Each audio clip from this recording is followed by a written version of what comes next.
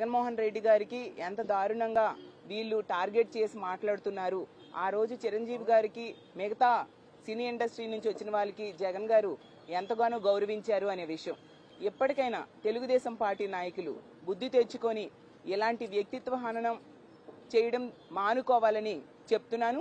అలాగే రాబోయే తరాలకి ఆదర్శంగా నిలవాలి తప్ప ఇలా దిగజారిపోయి మాట్లాడడం వల్ల మీరే విలువ కోల్పోతారనే విషయం బాలకృష్ణ గారు గుర్తుంచుకుంటే బాగుంటుందని తెలియజేసిన. ఇంత ఘోరంగా ఇప్పుడు తీసుకుంటే వికలాంగులు పెన్షన్ కోసం పెట్రోల్ పోసుకొని టవర్లు ఎక్కి ఆత్మహత్య యత్నాలు చేస్తూ ఉన్నారు. అంత దారుణమైన పరిస్థితులు ఈరోజు ఈ రాష్ట్రంలో కూటమి ప్రభుత్వం అధికారంలో వచ్చాక నెలకొని ఉంది. అసలు ఈ ప్రభుత్వానికి కనీస మానవత్వం లేదు అనే విషయం పూర్తిగా అవగాహన అవుతూ ఉంది. నిజంగా తీసుకుంటే పెన్షన్స్ ప్రతి 6 నెలలకు ఒకసారి కూడా గతంలో ఏ విధంగా జగన్మోహన్ రెడ్డి గారు పెన్షన్స్ ఇచ్చేవారో అదే విధంగా కొత్త పెన్షన్స్ ఇచ్చి తీరాలి. ప్రతి ఒక్కరు అర్హులైన ప్రతి ఒక్కరు కూడా పెన్షన్స్ ఇవ్వాల్సిందిగా మా వైఎస్ఆర్ కాంగ్రెస్ పార్టీ తరఫున మేము డిమాండ్ చేస్తూ ఉన్నాము.